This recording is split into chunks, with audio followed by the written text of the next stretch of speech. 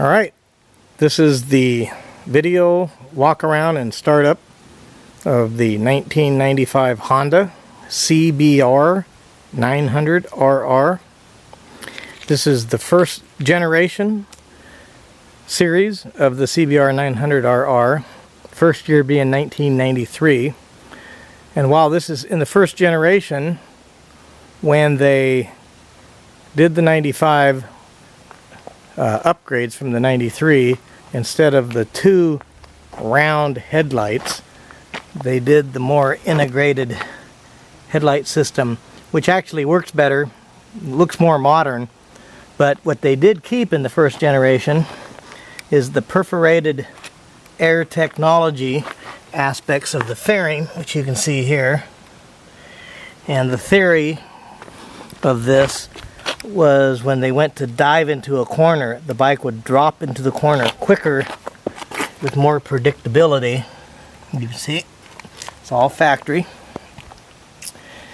The owner that I bought the bike from was the original owner, and he was a guy in his late 60s, and I talked to him for hours when I was there because we both had so many mutual interests.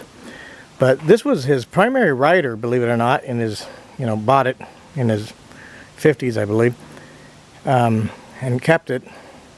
But he said he never took it out for a ride if he wasn't going to go at least 150 miles. And I'll do a walk around on the body work and stuff, and you would swear the bike doesn't even have a couple thousand miles on it.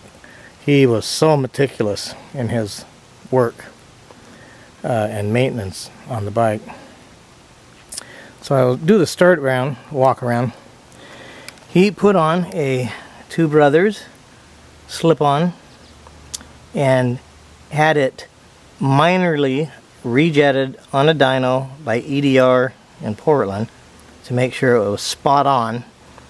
And I agree that the tuning was spot on, because when you start the bike, you can go off choke in about 30 seconds and it will idle fine. So it's really dialed, much better than it came from the factory, because they want it so lean it chokes off. And then he did flush mount turn signals front and rear replacements, but they're LEDs, and you'll see later when I turn them on, they are actually brighter at night than the original turn signals that were 4 times the size. But the flush mounts are very sanitary. And you look at the engine cases, there is only boot wear that you see a little bit of rubbing on. The bike has brand new set of Dunlop tires on it, and he also installed the European running light, which is kind of cool.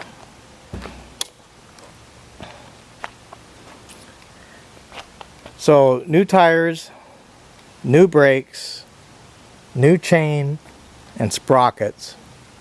The thing is totally turnkey. I'll come in here on the VIN number if you have any interest in that. And there it is.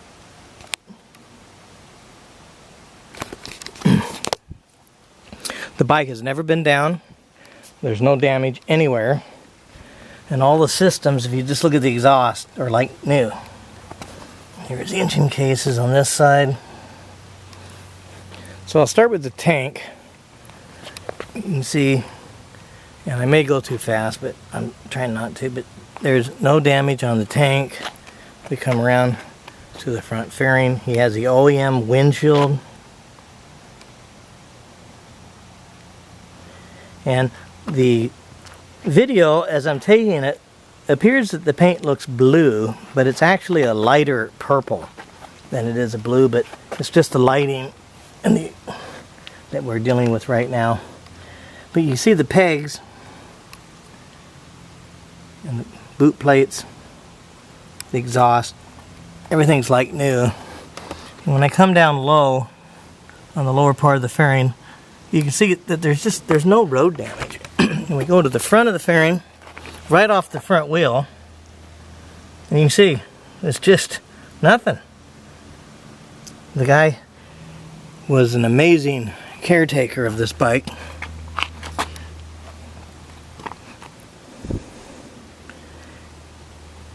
He has stainless steel brake lines installed that are purple. They look blue in the video, but they're purple. So they're stainless steel braided lines coated in purple. And we'll walk down the frame. You can see the frame is immaculate. All of this is the reason I bought the bike, is it's 1 in 100 bikes I see that are well cared for, and if there was anything that happened to it as far as a rock chip or whatever, he fixed it. He did replace the rear brake disc with a wave rotor disc, only because he thought it looked cooler. And as I mentioned, it has new tires. One of the things about the original CBR 900s, which I will show you, is that under the passenger seat you actually have a significant amount of storage. Oh, and look what we have here.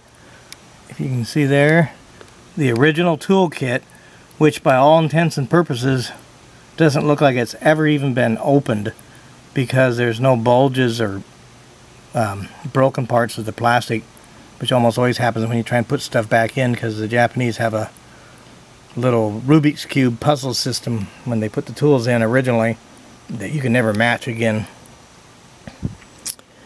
So this under the seat compartment essentially is equivalent to having a tank bag up here, and if you have a tank bag and this, you know, you're good to go for like a 3-day trip. In the gas tank,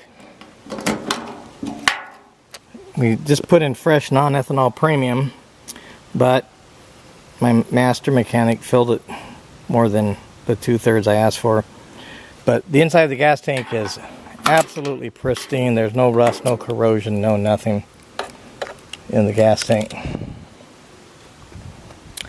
So we'll continue the walk around, and you can see all of the plastic. And just look at the lowers. It is, if somebody said that the bike had a couple thousand miles on it, it would make sense to me. You look at the header pipes.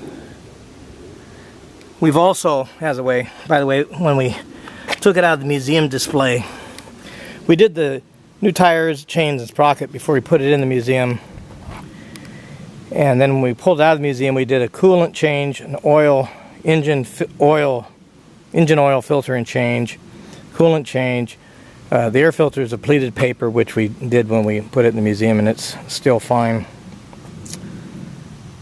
But this bike was a phenomenal bike in its time, and you take this thing down the road at 50% RPMs in 3rd gear and whack the throttle open, and it's more thrilling than any ride you've been at Disneyland.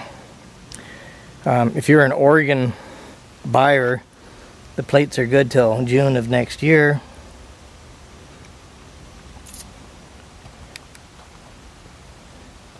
So we'll come up. Here is the odometer, 32,000 miles. And as I said, he never took the thing out unless he was riding down to the coast from the PDX area or out to Eastern Oregon. And he said, I always did at least 150 miles, if not 300.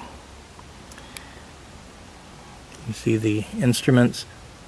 The thing's only been outside when it's been used. You look at the triple clamp. There's not even key wear on the triple clamp, which is pretty amazing. The instruments. And before I start it, I'll just show you. Here's the oil light, the neutral light,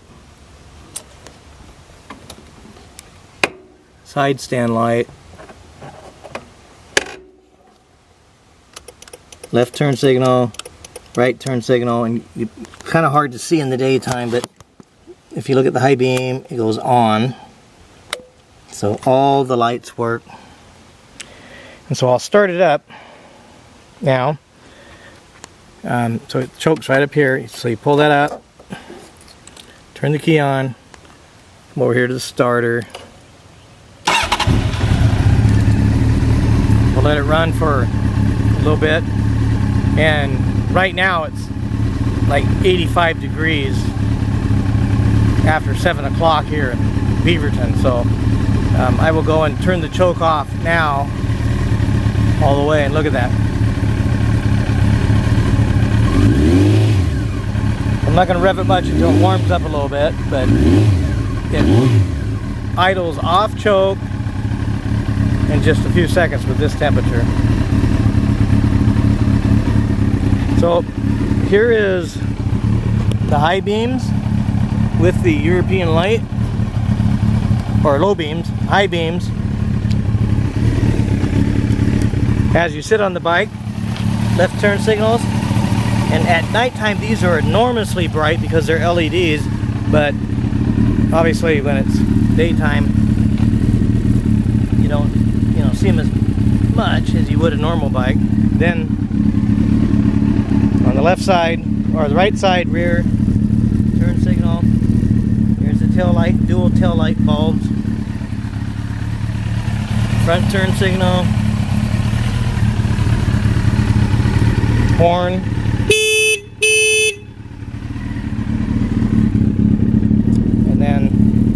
Brake light. So you can see all the lights work both on the dash and around the entire bike. Temperature gauge is slowly climbing. See the tack.